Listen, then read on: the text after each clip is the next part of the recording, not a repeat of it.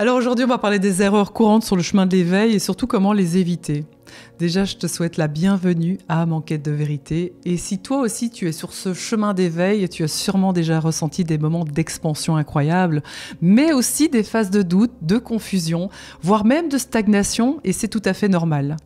Aujourd'hui, justement, on va parler des erreurs les plus courantes sur ce chemin et surtout comment les éviter pour avancer avec plus de fluidité et de sérénité. Premièrement, vouloir tout contrôler. C'est une erreur qu'on fait souvent, c'est essayer de tout maîtriser, de forcer son évolution, d'attendre des résultats immédiats.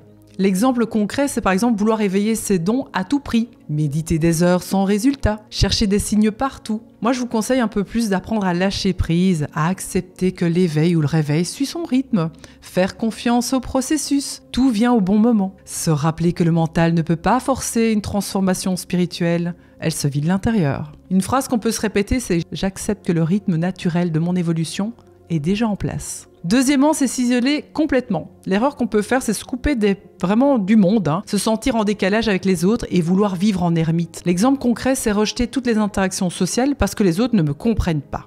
C'est s'enfermer dans des lectures spirituelles sans jamais pratiquer dans la vraie vie. La solution que je propose, c'est de trouver un équilibre entre solitude et connexion aux autres. Chercher une communauté alignée, par exemple des groupes, des cercles, des événements, des stages. Se rappeler que l'éveil ou le réveil ne signifie pas quitter le monde, mais l'incarner autrement. Une phrase clé, mon éveil est un chemin que je peux partager avec d'autres sans me couper du monde. Troisièmement, c'est chercher à tout comprendre mentalement.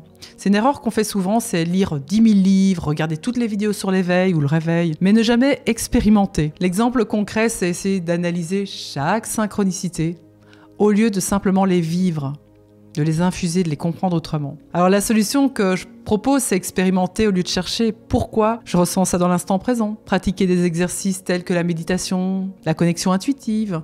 Se souvenir que le réveil, avant tout, est une expérience sensorielle et énergétique. Et une phrase qu'on peut se dire, c'est « je m'autorise à vivre l'éveil au-delà du mental, dans le ressenti pur ». Quatrième erreur, négliger l'ancrage.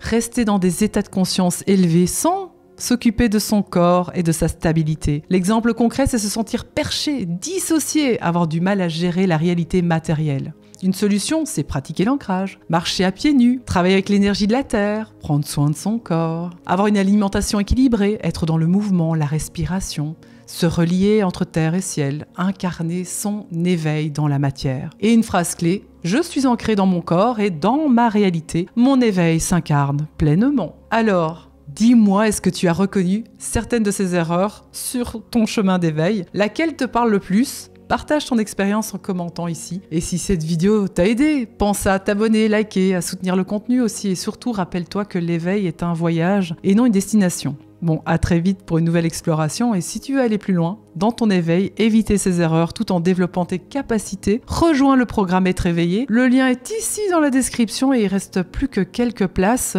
Et surtout, je ferme les portes ce soir, ce 22 février. Et oui, il reste plus que 3 places. Et on se retrouve de l'autre côté si ton cœur vibre. Belle journée. Au revoir.